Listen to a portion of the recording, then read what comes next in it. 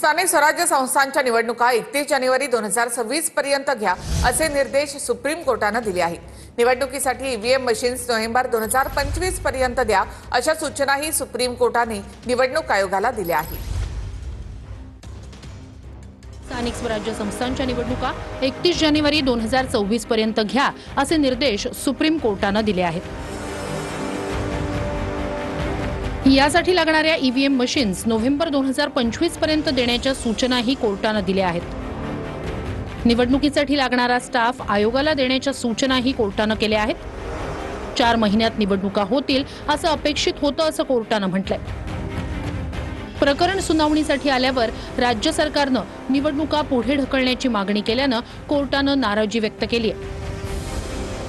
सरकार बोर्डाच्या परीक्षांचं कारण देत आहे, मात्र त्या परीक्षा मार्च महिन्यात आहेत असं कोर्ट म्हणाले।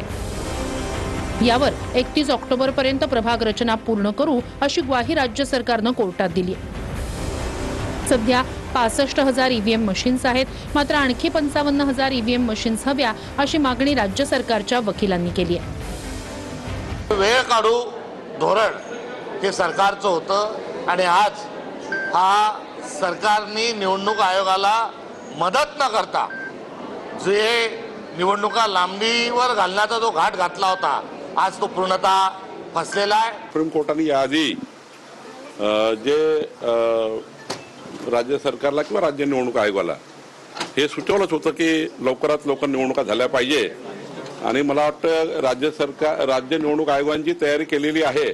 मला असं वाटतं की डिसेंबर जानेवारी जो सुप्रीम कोर्टाने डेडलाईन दिली आहे, असं वाटतं की सुप्रीम कोर्टाच्या निकालाप्रमाणे आपली प्रक्रिया पूर्ण करेल। सुप्रीम कोर्टाने क्लिअर आदेश दिलेला आहे आणि त्याच्या पद्धतीने महाराष्ट्राचे निवडणूक अधिकारी ज्यांच्यावर या निवडणुका घेण्याची जबाबदारी आहे ते त्या निवडणुका पार पाडतील।